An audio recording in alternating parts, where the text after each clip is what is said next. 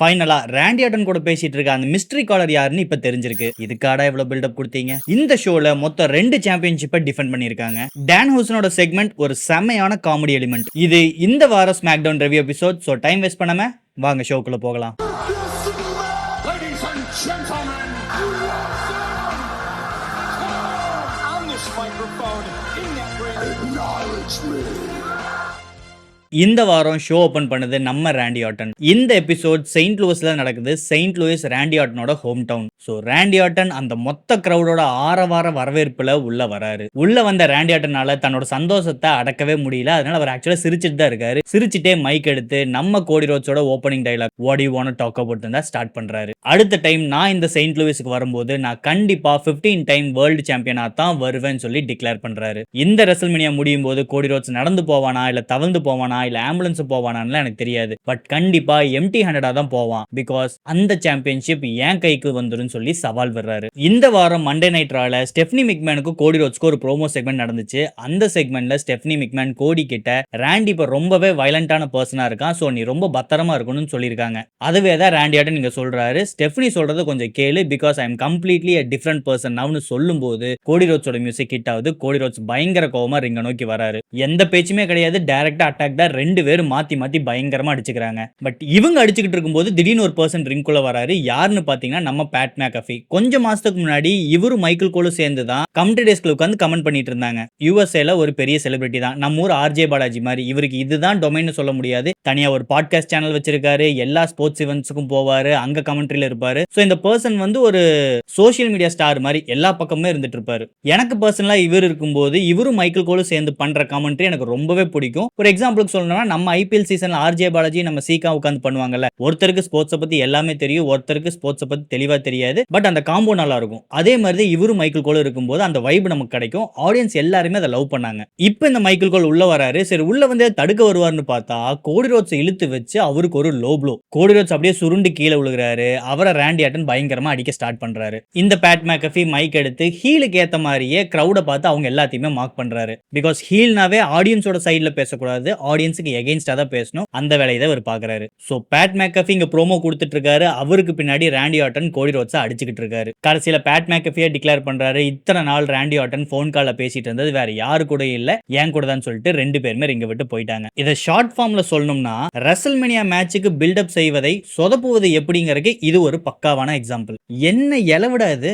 வண்டியை ஸ்டார்ட் பண்ணி செமையா ஃபர்ஸ்ட் கியர் போட்டா மேடம். ஆனா வண்டி ஓட்ட தான் தெரியல. அந்த மாதிரி தான் இருக்கு இந்த ரைவல்ரியோட நிலைமை. காட்டு மொக்க. இதுக்கு மேல நான் எப்படி சொல்றேன்னு தெரியல. Simply waste. By the by இதுதான் ஃபர்ஸ்ட் டைம் நீங்க என் வீடியோ பாக்குறீங்கன்னா ப்ளீஸ் டு சப்ஸ்கிரைப். இது தமிழ் கம்யூனிட்டிக்காகவே இயங்கும் ஒரு pro wrestling channel. Every week minimum 3 videos கண்டிப்பா டிராப் ஆகும். Raw review, SmackDown review and explained. So இது எல்லாமே உடனுக்குடன் மிஸ் பண்ணாம பார்க்கணும்னா இந்த சேனலை சப்ஸ்கிரைப் பண்ணுங்க. வாங்க ஷோக்குள்ள போகலாம். அடுத்து ரியா ரிப்ளி வர்சஸ் மீஷின். இந்த மேட்ச் அன்எக்ஸ்பெக்டடா நல்லா இருந்துச்சு. மீஷின் இன்னைக்கு இருக்கிற விமன் லிஸ்ட்ல ஒரு ப்ராப்பரான வெப்பன் மாஸ்டர், ஒரு ஹார்ட்கோர் ஸ்பெஷலிஸ்ட்னு சொல்லலாம். பட் என்னமோ WWE இவங்களை ப்ராப்பரா யூட்டிலைஸ் பண்ண மாட்டேங்கிறாங்க. பட் இந்த மேட்ச் அவங்களோட ஸ்கில்ல எக்ஸ்பிரஸ் பண்றதுக்கு ஒரு நல்ல சான்ஸ் கொடுத்துச்சு. ரியா ரிப்ளி சொல்லவே தேவையில்லை. எப்பவுமே அவங்க மாசு தான். ஒரு நல்ல மேட்ச். பட் மேட்சோட எண்ட்ல ரியா ரிப்ளி அவங்க லாக் போடுறாங்க. அந்த லாக்ல இருந்து எஸ்கேப்பே ஆக முடியாம மீஷின் கிவ் அப் பண்றாங்க. இந்த மேட்ச் முடிஞ்ச உடனேவே பீஃபேபும் ஜெட் கார்கிலும் உள்ள வந்து ரியா ரிப்ளியை பயங்கரமா அட்டாக் பண்றாங்க. திடீர்னு ரியா ரிப்ளியை காப்பாத்த நம்ம யோஸ்கே ரிங்குள்ள வராங்க. கடைசியில் யோஸ்கையும் ரியா ரிப்ளி சேர்ந்து எல்லாத்தையும் அடிச்சு வெளியே தள்ளுறாங்க. அதோட இந்த மேட்ச் முடியுது. அடுத்து அங்கிள் ஹவுடி வர்சஸ் டாமா டாங்கா. இது ஒரு ஓகேஷ் மேட்ச் தான் சொல்லணும். ஸ்பெஷலா யூனிக்கா இவங்க எதுவுமே யூஸ் பண்ணல. எல்லாமே ஒரு நார்மல் மூவ் செட் தான். ஒரு பாயிண்ட்ல டாமா டாங்கா அடிக்கிறக்கா ஓடி வராரு. ஓடி வந்து ஜம்ப் பண்றவரை அப்படியே மிட் ஏர்ல கேட்ச் பண்ணி நம்ம அங்கிள் ஹவுடி அவரோட மேண்டன் கிளா லாக் போடுறாரு. அந்த ஸ்பாட் ஆக்சுவலா நல்லா இருந்துச்சு. பட் அப்படி அங்கிள் ஹவுடி அவரோட லாக் போட்டுட்டு இருக்கும்போது டாமா டாங்காவுக்கு ஹெல்ப் பண்றதுக்காக சோலோ சிக்கவா ரிங்குள்ள வராரு. அவர் தனியா வரல. அவர் வரும்போது அவர் கையில அந்த பெட்டர் மேக்ஸ் லைட் பிடிச்சிட்டே தான் வராரு. இந்த பெட்டர் மேக்ஸ் லைட்டுக்காக தான் ஒயிட் சிக்ஸுக்கும் எம்எஃப்டிக்கு இந்த ரைவல்ரி போயிட்டு இருக்கு. சோலோ சிக்கவா அந்த பெட்டர் மேக்ஸ் லைட் எடுத்து வந்ததை பார்த்தோன்னே அங்கிள் ஹவுடி அவரோட லாக்க விட்டுட்டாரு. பட் இது டாமா டாங்காக்கு சுத்தமா பிடிக்கல. அவரு சோலோவை பார்த்து நீ எதுக்கு முதல்ல உள்ள வந்த? நான் தான் யாருமே வரக்கூடாதுன்னு சொல்லிட்டு தான் இந்த மேட்ச்க்கே வந்தேன். அப்புறம் நீ எதுக்கு வரங்கிறாரு. சோலோ அங்கிருந்து உனக்காக தானே வந்தேன். ரெண்டு பேரும் பேசிட்டு இருக்காங்க. இவங்க பேசிட்டு டாமா டாங்கா திரும்பும் போது கரெக்டா அங்கிள் ஹவுடி அவரை கேட்ச் பண்ணி அவரோட ஸ்மாக் சிஸ்டர் ஆபிகேல் போட்டு இந்த மேட்சை வின் பண்ணிடுறாரு. மேட்ச் முடிஞ்சதுமே சோலோ சிக்கவா ரிங்குள்ள வராரு. சோலோ சிக்காவுக்கும் டாமடாங்காவுக்கும் பயங்கரமான ஒரு வாக்குவாதம் போயிட்டு இருக்கு. கடைசியா டாமடாங்கா அந்த கையில் இருக்கிற பெட்டர்மேக்ஸ் லைட்டை புடுங்கி ரிங்கோட கார்னர்ல வச்சுட்டாரு. அங்கிள் ஹவுடியை பார்த்து நீ இது முதல்ல எடுத்துட்டு போன்னு சொல்லிட்டாரு. நம்ம அங்கிள் ஹவுடி கடகடன் வந்து இதை தூக்கிட்டு அப்படியே வெளியே கிளம்பிட்டாரு. சோ ஒரு வழியா இந்த பெட்டர்மேக்ஸ் லைட் அந்த ஓனர் கிட்டே போய் சேர்ந்துருச்சு. பட் டாமடாங்கா பண்ண இந்த விஷயம் சோலோ சிக்காவுக்கு சுத்தமா பிடிக்கல. சோலோ சிக்காவுக்கு மட்டும் இல்ல, அந்த MFT இருக்கிற டீம் யாருக்குமே பிடிக்கல. சோ இந்த MFTங்கிற டீம் ஒரு பிரேக்கப் நோக்கி போயிட்டு இருக்குங்கிற மாதிரி தான் ஹிண்ட் கொடுக்குறாங்க. அது மட்டும் இல்லாம இந்த டாமடாங்கா கிட்ட நம்ம சின்ஸ்கே நாகமோரா அப்பப்போ வந்து ஜாப்பனீஸ் பாஷையில பேசிட்டு இருக்காரு. ஏன்னா இவங்க ரெண்டு பேருமே ஜப்பான்ல ஃபைட் பண்ணிருக்காங்க. அங்க இவங்களுக்குள்ள நல்ல ஒரு ஃப்ரெண்ட்ஷிப் இருக்கு. சோ இந்த டீம் கண்டிப்பா ஒரு பாயிண்ட்ல பிரேக் ஆக தான் போறாங்க. பட் இது எப்படி பிரேக் ஆகுங்கிறத இந்த ஸ்டோரி லைன் டெவலப்மெண்ட். அடுத்து ஒரு பேக் ஸ்டேஜ் செக்மெண்ட். நம்ம ஜெனரல் மேனேஜரோ போன வாரம் புது US சாம்பியனா மாறின சேமி ஜெயின் பேசிட்டு இருக்காங்க. சேமி ஜெயின் ஜெனரல் மேனேஜர் கிட்ட ஆக்சுவலா தேங்க்ஸ் சொல்லிட்டு இருக்காரு. நான் ஆடியன்ஸ் கிட்ட பேசணும்னு கேட்டிருந்தேன், அதுக்கு எனக்கு ஒரு டைம் ஸ்லாட் கொடுத்துருக்கீங்க. அது மட்டும் இல்லாம நான் உள்ள வரும்போது எனக்காக ஃபயர் ஒர்க்ஸ் எல்லாம் வச்சிருக்கேன்னு கேள்விப்பட்டேன், உண்மையான கேட்கறாரு. ஜெனரல் மேனேஜர் ஆமான்னு சொல்றாங்க. சோ இவங்களுக்குள்ள ஒரு நல்ல ஒரு மெய்யழகன் சீன் ஓடிட்டு இருக்குன்னு வைங்களேன். சரி ஓகே நான் ரிங்குக்கு போறேன்னு சொல்லி சேமி ஜெயின் கிளம்புறாரு. பட் சேமி ஜெயினோட மியூசிக் வராம ட்ரிக் வில்லியம்ஸோட மியூசிக் வருது. சேமிக்கும் ஜெனரல் மேனேஜருக்கு சுத்தமா புரியல என்ன நடக்குது. ஜெனரல் மேனேஜர் கை இப்படி காட்டுறாரு, எனக்கு தெரியாது நீ தான் போன இவன் இதுக்குள்ள வேணா. ரெண்டு பேரும் குழப்பத்தில் நிக்கிறாங்க. அப்படியே ரிங் சைடுல காட்டுறாங்க. ட்ரிக் வில்லியம்ஸ் ரிங்குள்ள வராரு. பட் ட்ரிக் வில்லியம்ஸ் தனியா வரல, அவர் கூட லில் யாச்சின்னு இன்னொரு செலிபிரிட்டி வேற வராரு. இது அவங்க ஊர்ல இருக்கக்கூடிய ஒரு சிங்கர். ரெண்டு பேருமே ரிங்குள்ள போய் ஜிஞ்சர் ஜிஞ்சர் டட்டால் டிஞ்சர் ஏதோ ஒரு மொக்கையான ப்ரோமோ கொடுத்துட்டு இருக்காங்க. அது மட்டும் இல்லாம ட்ரிக் வில்லியம்ஸ் நான் ரிங்ல ஏறி நிக்கிறேன், எனக்கு அந்த பைரோ போடுங்கன்னு சொல்லி அவர் ரிங் மேல நிக்கிறாரு. அந்த ஃபயர் ஒர்க்ஸ் எல்லாம் யூஸ் பண்ணிட்டாங்க. அடுத்து சேமி ஜெயின் உள்ள வராரு. பட் சேமி ஜெயின் வரும்போது பட்டாசு வெடிக்கிறதுக்கு எதுவுமே இல்ல, ஏன்னா எல்லாமே ட்ரிக் வில்லியம்ஸ் யூஸ் பண்ணிட்டாருல. இந்த சேமி ஜெயினுக்கு ட்ரிக் வில்லியம்ஸுக்கும் தான் வர ரெசல்மேனியால USA சாம்பியன்ஷிப் மேட்ச் டிக்ளேர் பண்ணிருக்காங்க. சோ ரெண்டு பேருமே உள்ள வந்து சின்ன ஒரு ப்ரோமோ கொடுத்துட்டு இருக்காங்க. பட் இது நடந்துட்டு இருக்கும் போதே திடீர்னு கார்மெலோ ஹேஸோட மியூசிக் ஹிட் ஆகுது. அவர் ரிங்குள்ள வராரு. போன வாரம் சேமி ஜெயின் இந்த பெல்ட் வின் பண்ணதுக்கு காரணமே இந்த ட்ரிக் வில்லியம்ஸ் தான். ஏன்னா அவர் சீட் பண்ற ஹெல்ப் பண்ணிட்டாரு. அந்த மொமெண்ட்டை யூஸ் பண்ணி தான் சேமி ஜெயின் வின் பண்ணாரு. சோ கார்மெலோ ஹேஸ் எனக்கு ரீமேட்ச் வேணும்னு டிமாண்ட் பண்றாரு. சேமி ஜெயின் அதுக்கு அக்செப்ட் பண்ணிக்கிறாரு. இந்த எபிசோட்லயே அந்த மேட்ச் நடக்கும்னு சொல்லி ஃபைனலைஸ் பண்ணிக்கிறாங்க. அடுத்து அலிஸ்டர் பிளாக் vs மேட் கார்டோனா. இந்த மேட் கார்டோனுக்கு ஆல்ரெடி கை பயங்கரமா அடிபட்டிருக்கு. ஏன்னா ராண்டி ஆர்டன் தான் அந்த கையை பிடிச்சி நொறுக்கிட்டார்ல. சோ இவர் ரிங்குக்குள்ள வரும்போதே ஒரு கையில கட்டு போட்டு தான் வராரு. சோ ஒரு கையில தான் ஆக்சுவலா சண்டை போடுறாரு. இது ஒரு நல்ல மேட்ச் தான். பட் ஸ்பெஷலா இதுல ஒண்ணுமே இல்ல. பேசிக்கா சொல்லணும்னா இது ஒரு ஜஸ்ட் ஃபில்லர் மேட்ச் தான். கடைசியில அலிஸ்டர் பிளாக் அவரோட ஸ்மாக் போட்டு இந்த மேட்சை ஈஸியா வின் பண்ணிட்டாரு. சோ இதுல இருந்து மேட் கார்டோனுக்கும் இந்த அலிஸ்டர் பிளாக்கும் ஒரு ரைவல்ரி டெவலப் ஆகணும்னு கேட்டா எனக்கு தெரியல. இவங்க மேட் கார்டோனையே சும்மா ஒரு ஒப்புக்கு சப்பாவா இல்ல ஊர்கா மாதிரி தான் யூஸ் பண்ணிக்கிறாங்க. சோ எனக்கு தெரிஞ்ச ரைவல்ரி மேல ஒன்னும் பில்ட் ஆக போறது இல்ல. அடுத்து Charlotte Flair and Alexa Bliss vs Bayley and Valkyria. ரொம்பவே சுமாரான மேட்ச் தான் இது. சுத்தமா சிங்க் கிடையாது. பிகாஸ் அவ்வளவு மிஸ்டேக் இந்த மேட்ச்க்குள்ள இருக்கு. பட் லாஸ்ட்ல மொக்கையான ஒரு ஷாட் போட்டு வின் பண்ணது Alexa bliss and சார்லட் fire. Match முடிஞ்சது நம்ம விமன் டாக் டீம் சாம்பியன்ஸ் உள்ள வராங்க. உள்ள வந்து இந்த 4 பேர் டீம் அடிக்கிறாங்க. இதோட இது 3வது வாரம். எல்லா வாரமும் இந்த ஒரே சீன் தான் ரிப்பீட் ஆயிட்டு இருக்கு. விமன் சைடுல 2 டாக் டீம் சண்டை ஓடுவாங்க. மேட்ச் முடியும் போது இந்த டாக் டீம் சாம்பியன்ஸ் உள்ள வந்து அவங்க அடிப்பாங்க. எண்ட் மேட்ச் நடக்கும். டாக் டீம் சாம்பியன்ஸ் வந்து அடிப்பாங்க. எண்ட் மேட்ச் நடக்கும். டாக் டீம் சாம்பியன் வந்து உள்ள அடிப்பாங்க. எண்ட் இதே தான் நடந்துட்டு இருக்கு. எந்த ஒரு யூனிக்னஸ்மே இல்ல. மேபி அதனால தான் இந்த விமன்ஸுக்குமே இந்த மேட்ச்ல எந்த இன்ட்ரெஸ்ட்டுமே இல்லையோ என்னமோ. ஏன்னா நீங்க மேட்ச் பார்க்கும்போது நல்லாவே ஃபீல் பண்ணலாம். சுத்தமா சிங்க் கிடையாது. எல்லா மூவ்செட்டினுமே இது பண்ணணுமான்னு கடமைக்கு பண்ற மாதிரி தான் நமக்கு தோணுது. ஒன்னு இந்த லேடிஸே இந்த மேட்சஸ் எல்லாம் இன்ட்ரெஸ்டிங்கா போகாம இக்னோர் பண்ணிட்டு இருப்பாங்க. இல்லைனா சுத்தமா ஸ்டோரியில இவங்க ஒழுங்கா எழுத மாட்டேங்கிறாங்க. இதுக்கு ஏன்டா நம்ம எஃபோர்ட் பண்ணா அவங்களே லேசியா பர்ஃபார்ம் பண்ணலாம். பட் இதுல எது உண்மைங்கிறது பேக் ஸ்டேஜ்ல இருக்கவங்க தான் தெரியும். ஆக மொத்தம் இந்த லேடிஸ் சைடுல நடக்கிற மேட்சஸ் எல்லாமே ரொம்பவே லேசியா தான் இருக்கு. அடுத்து Miz and Kid Wilson vs R-Truth and Damian Priest for WWE tag team championship. இந்த மேட்ச் நல்லா தான் இருந்துச்சு. பட் இந்த மேட்ச் ஏன் நடக்குதுன்னு பாத்தீங்கன்னா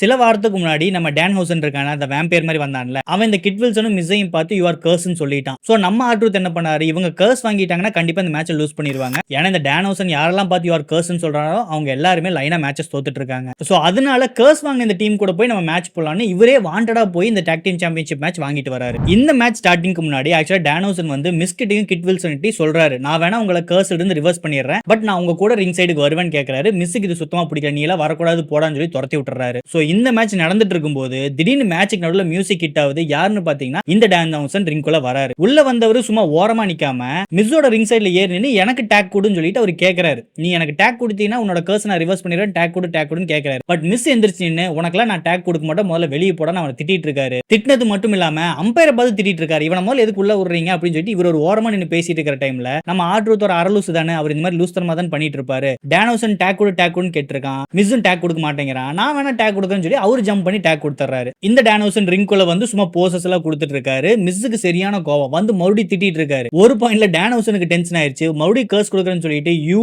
ஆர் கர்ஸ்ன்னு பாயிண்ட் அவுட் பண்ணும்போது மிஸ் நான் வந்து கரெக்டா ரெஃபரியை பிடிச்சி உள்ள நடுவில் நிப்பாட்டிடுறாரு. சோ இந்த கர்ஸ் ஆக்சுவலா ரெஃபரிக்கு வந்துருச்சு. அப்புறம் ரெஃபரியை தள்ளி விட்டுட்டு இந்த டேன் ஹவுசனை பிடிச்சி ஸ்மாக் போறான்னு மிஸ் ட்ரை பண்றாரு. பட் கரெக்டா ஸ்மாக் போடுற அந்த மொமெண்ட்ல லைட் ஆஃப் ஆகுது. லைட் லைட் ஆன் ஆகும்போது பார்த்து இந்த டேனோஸ் அங்க இருந்து எஸ்கேப் ஆகி ஓடி போயிட்டாரு. சரி அவன் போயிட்டா பரவாயில்லன்னு சொல்லி நம்ம ஆர்ட்ரூத்தை பிடிச்சி அடிச்சு ஸ்மாக் போட்டு 1 2 3 அடிக்கலாம்னு பார்த்தா அம்பையர் கரெக்டா 1 2ங்கறாரு. 3 அடிக்கும்போது கை சுளுக்கிருச்சு. அவரால கை வச்சு டேப் பண்ணவே முடியல. கையை பிடிச்சிட்டு ஐயோ அம்மா வலிக்குதுன்னு சொல்லி கத்திட்டு இருக்காரு. மிஸ்ஸுக்கு ஒண்ணுமே புரியல, என்னடா நடக்குதுங்கன்னு குழப்பத்திட்டு இருக்காரு. இந்த கேப்ல டேமியன் பிரீஸ்ட் டேக் வாங்கி உள்ள வந்து அவரோட ஸ்மாக்க போட்டு அழகா 1 2 3 அடிக்க சொல்றாரு. அம்பையர் இந்த டைம் ரைட் ஹேண்ட்ல பண்ண மாட்டேன், லெஃப்ட் ஹேண்ட்ல 1 2 3 அடிக்கிறாரு. மேட்ச் மொத்தமா முடிஞ்சிருச்சு. So winner and still talk team champion is Damian priest and R-truth. இந்த மொத்த எபிசோட்லயுமே ரெஃப்ரெஷிங்கா இருந்தது இந்த டானோஸரோட செக்மெண்ட் மட்டும்தான். பட் மேட்ச் முடிஞ்சோனே திடீர்னு நம்ம கோடி ரோட்ஸ் உள்ள வராரு. உள்ள வந்து கிட் வில்சனுக்கு அவரோட ஸ்மாக் போடுறாரு. அப்புறம் மைக் எடுத்துட்டு இந்த பேட் மேக்கஃபே ராண்டி ஆர்டன் பயங்கரமா திட்டுறாரு. ராண்டிக்கு மட்டும் இல்ல இப்ப எனக்கு என் மண்டக்குள்ள வாய்ஸஸ் கேக்குன்னு சொல்லி மொக்கையான ஒரு ப்ரோமோவை கொடுத்துட்டு வெளியே கிளம்பிட்டாரு. அடுத்து Carmelo Hayes vs Sami Zayn for USA championship. இந்த மேட்ச் நடக்கும்போது ட்ரிக் வில்லியம்ஸும் அந்த லில்லியாட்டியும் கமெண்டேட்டர்ஸ்ல உட்கார்ந்து இந்த மேட்சை பார்த்துட்டு தான் இருக்காங்க. போன வாரம் ஜெல்லி ரோன்னு ஒரு செலிபிரிட்டி ஸ்மாக்டவுன் எபிசோட் ஃபுல்லா வந்துட்டு இருந்தாரு. அது பயங்கரமான பேக் ஃபயர் ஆயிருச்சு. எல்லாருமே அது பயங்கரமா கிரிட்டிசைஸ் பண்ண ஆரம்பிச்சாங்க. அதனால ஜெல்லி ரோல ஒதுக்கிட்டு இந்த வாரம் லில்லியாட்டின்னு சொல்லி இன்னொரு செலிபிரிட்டி உள்ள வர விட்டுருக்காங்க. எதை தின்னா பித்தந்தலின்னு இந்த டிகேவுக்கு தெரியல.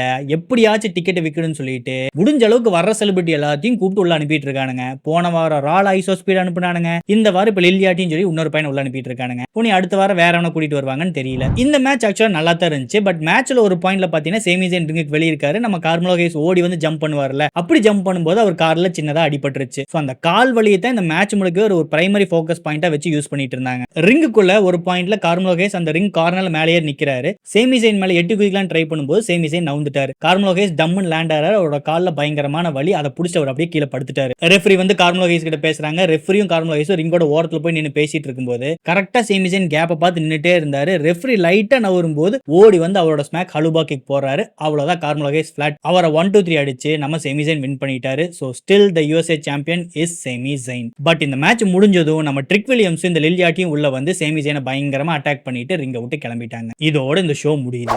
ரெஸ்லர்ஸ், இது உண்மையாலுமே ரொம்ப ரொம்ப மொக்கையான ஒரு எபிசோட். உங்களுக்கு பிரேக்கப் ஆயிருச்சு, லைஃபே சோகமா இருக்கு, என்ன பண்றதுனே தெரியல, செத்து போயிடலாமான்னு தோணுது. அந்த நிலைமையில் நீங்க இருக்கிறீங்கன்னா நீங்க தாராளமா இந்த எபிசோட போய் பார்க்கலாம். இல்லைன்னா நீங்க சூசைட் கூட பண்ணிக்கலாம். ரெண்டும் ஒண்ணுதான். இதுவே உங்களுக்கு வேலை இருக்கு, இல்ல வாழ்க்கையில உருப்படியா பண்றதுக்கு ஏதாச்சும் ஒரு விஷயம் இருக்குன்னா தயவு செஞ்சு உங்க வாழ்க்கையில 3 மணி நேரத்தை இந்த எபிசோட பார்த்து வேஸ்ட் பண்ணாதீங்க. இதை நீங்க ஸ்கிப் பண்ணிட்டு போறதுதான் உங்களுக்கு நல்லது, உங்க வாழ்க்கைக்கு நல்லது. டோட்டலா டைம் வேஸ்ட். டே ஸ்மாக்டவுன் அங்க பாடுற உங்க அண்ணன் ரா என்னமா எபிசோட்ல பர்ஃபார்ம் பண்ணிட்டு இருக்கான். சும்மா ராக்கெட் லான்ச்சர் மாதிரி பறந்துகிட்டு இருக்கான். நீ அட்லீஸ்ட் நம்ம தீபாவளி ராக்கெட் மாதிரி கொஞ்சமாச்சு மேல போவேன்னு பார்த்தா நீ பாம்பு பட்டாசு மாதிரி புஷ்னு கீழே படுத்துட்டு இருக்க. அது இன்னும் 2 வாரத்துல ரெசல்மேனியா இருக்கு. ஒரு வாரம் பார்த்தா நல்லா பர்ஃபார்ம் பண்ற, அடுத்த வாரம் பார்த்தா டப்புன்னு படுத்துற. என்னடா டே. அவ்வளவுதான் ரெஸ்லர்ஸ், உங்க வாழ்க்கையில உருப்படியா பண்றதுக்கு ஏதாச்சும் ஒரு விஷயம் இருக்குன்னா தயவு செஞ்சு அதை போய் பண்ணுங்க. இந்த எபிசோட தயவுதாச்சனை பார்க்காம ஸ்கிப் பண்ணுங்க. அதாவது ரெஸ்லர்ஸ், இது ஒரு யூடியூப் வீடியோங்கறக்காக நான் முடிஞ்ச அளவுக்கு ப்ரொஃபஷனலா இதை டீல் பண்ணிட்டு இருக்கேன். இதுவே என் ஃப்ரெண்ட்ஸ் கூட உட்கார்ந்து இந்த எபிசோட் நான் ரிவ்யூ பண்ணியிருந்தா நான் எப்படி தெரியுமா பேசியிருப்பேன்? போடாங்.